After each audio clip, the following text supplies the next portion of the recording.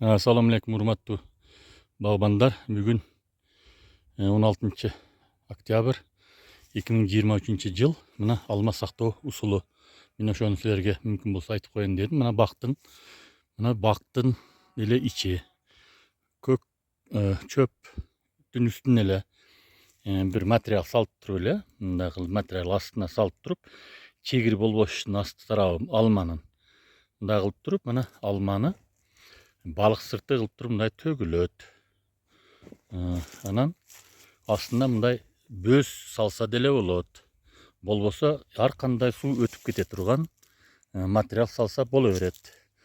Ушундай түзүмдө, ушундай көрүнүштө төгүп туруп, анан ачып койсо боло берет күн азыр жылуу убагында. Болбосо мынабы салафан пленка даяр турат.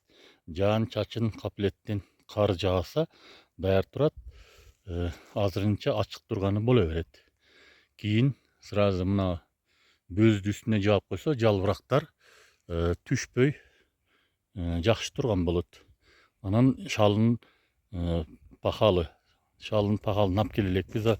Алып келебиз. Азыр суук жок, жылуу эле, жылуулап коюштун кажети жок. Азыр ошон үчүн азыр жылуулабай эле сразу ушундай төгүп ачык асманда турган жакшы болот. Тыш суук, кечинде +2 минуска чейин болот кечинде азыркы убакта. Ошондо өтө сонун турат алма. Анан үстүн жапканда дагы бир сыйра көрсөтөм буюрса.